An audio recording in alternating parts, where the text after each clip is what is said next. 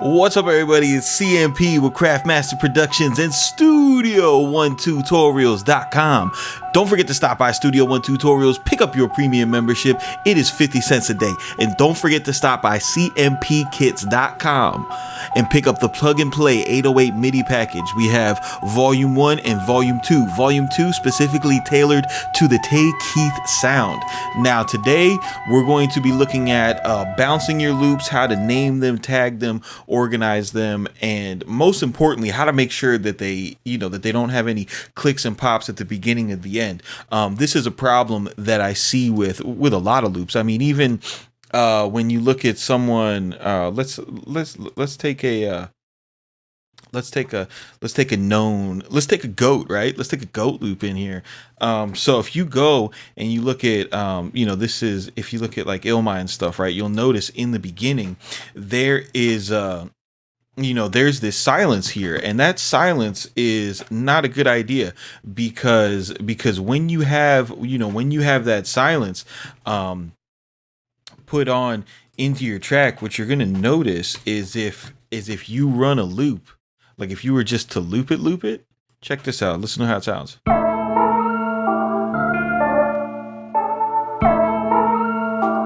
You hear that little stutter stop, and it's got and it's just it's popping when it comes in. Like that's not the sound that you want.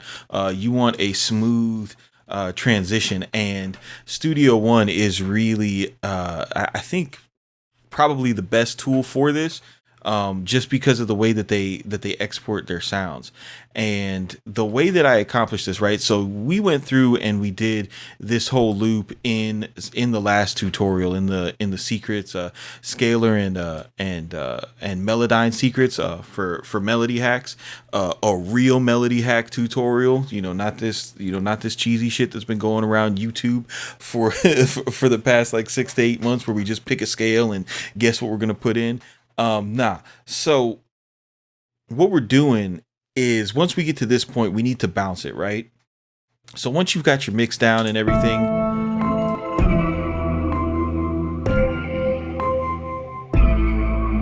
you've got your arrangement, you want to make sure that you can bounce this out. What you don't want to do is you don't want to just export it the traditional way, because what's going to happen then is you're going to well, let me just show you what happens, right? So the number one feature that I was the most excited about when this dropped in Studio One 4 was this mix down selection. What mix down means is this is the same thing as exporting the track. It's going to record what's coming out of the master channel and it's going to import it into the track. I have customized a key command. I've got it for Shift Alt M, and because I use it a lot. So when you go ahead and you select that and you bounce the track down, what it's going to do is it's going to bounce it off a line, and we're going to go ahead and be left with, the raw audio file for this. And what I'm going to illustrate here is a problem that I get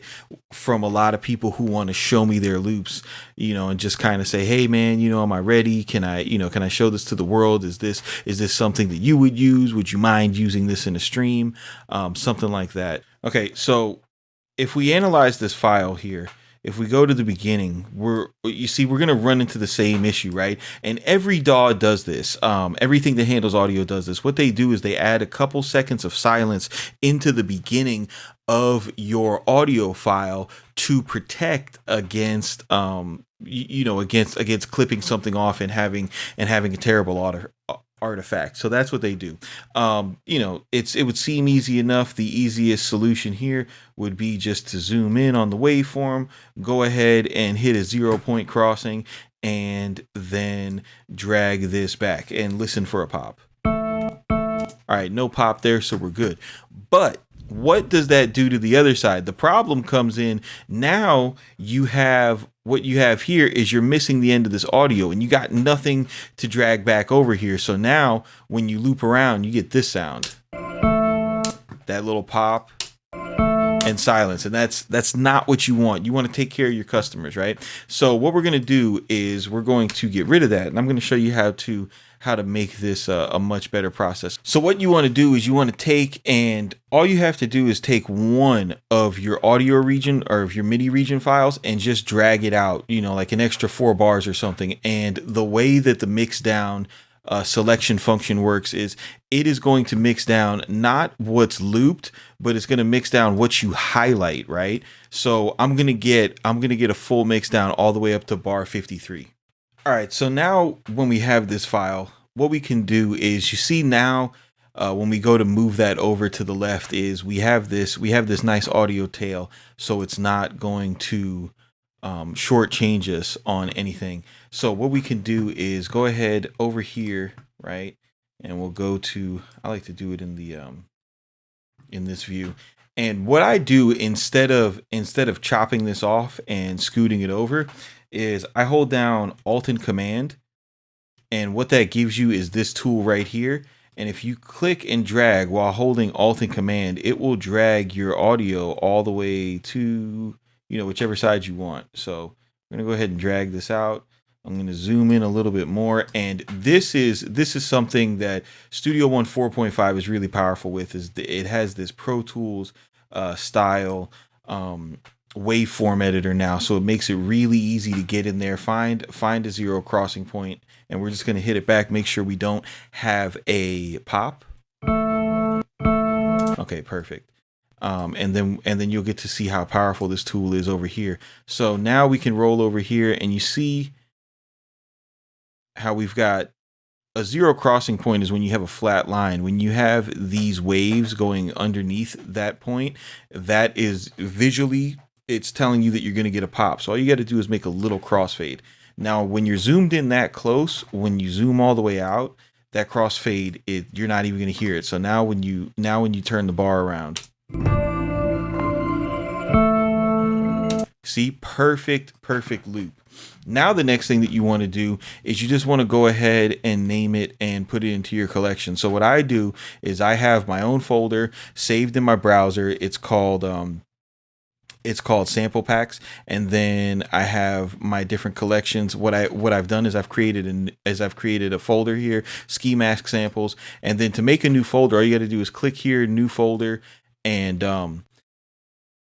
I'm working on Ski Mask 11 right now. So what I'm going to do is I'm going to take this file and I'm going to name it, right? I have rename events mapped out to my N key. You can right click on it and select rename events, but everything that I use a lot, I make a key command. And this is what you want to do. You want to start the file name with your name, right? And this is every composition that you make.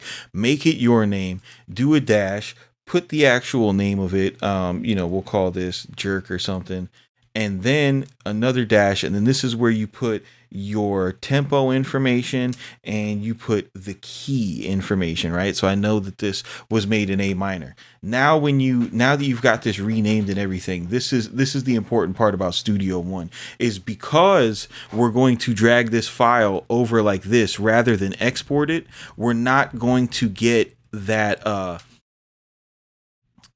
that silence in the beginning because it's not the way that the file is being written onto the drive. It's not exporting it. We're just taking this region and putting it over into a folder. So now when you go to audition it,